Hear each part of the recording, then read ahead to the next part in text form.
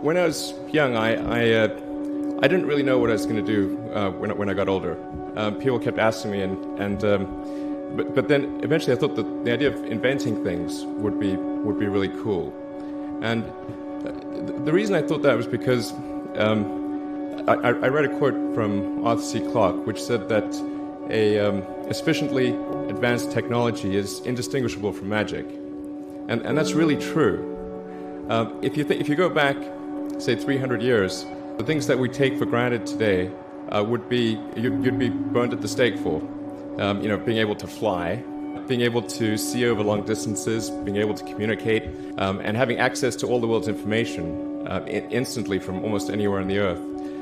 This is stuff that really would be magic, or would be considered magic in times past. In fact, I think it actually goes beyond that, because there are many things that we take for granted today that weren't even imagined in times past. They weren't even in the realm of magic.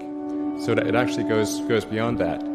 So I thought, well, if I can do some of those things, basically if I can advance technology, then that's like magic, and that would be really cool. And I also had sort of a slight existential crisis, because I was trying to figure out what does it all mean? Like, what's the purpose of things?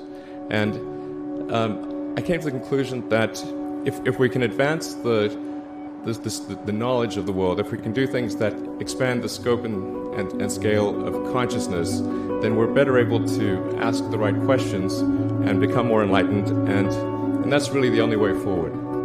I think about what technology solution is necessary in order to achieve the particular goal, and then try to make as much progress in that direction as possible. I think being a multi-planet species and being out there among the stars is important for the long-term survival of humanity.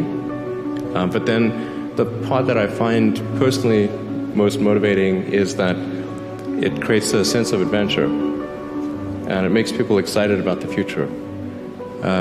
If you consider two futures, one where we are forever confined to Earth until eventually something terrible happens, or another future where we are out there on many planets, maybe even going beyond the solar system.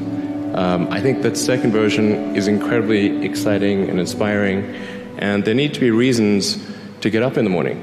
Life can't just be about solving problems. Otherwise, what's the point? There's got to be things that people find inspiring and make life worth living. When my brother and I were starting our first company, instead of getting an apartment, we just rented a small office, and we slept on the couch. And we showered at the YMCA, and we're so hot up we had one computer, so the website was up during the day, and I was coding at night, 7 days a week, all the time. And I sort of briefly had a girlfriend in that period, and in order to be with me, she had to sleep in the office. So work hard, like every waking hour. That's the thing I would say particularly if you're starting a company. A natural human tendency is wishful thinking. So a challenge for entrepreneurs is to say, well, what's the difference between really believing in your ideals and sticking to them versus pursuing some unrealistic dream that doesn't actually have merit? And that is a really difficult thing to tell. Can you tell the difference between those two things? Right. So you need to be sort of very rigorous in your self-analysis. I think certainly extremely tenacious, and then just work like hell. I mean, you just have to put in 80 to 100-hour weeks every week. All those things improve the odds of success. Or how do you think about making a decision when everyone tells you this is a crazy idea? Or where do you get the internal strength to do that? Well, first of all, I'd say I actually think I feel fear quite strongly. So it's not as though I just have the absence of fear. I feel it quite strongly. But there are just times when something is important enough, you believe in it enough, that you do it in spite of fear. People shouldn't think, well, I feel fear about this, and therefore I shouldn't do it. It's normal to feel fear. So you just feel it and let the importance of it drive you to do it anyway. If you just accept the probabilities, then That diminishes fear.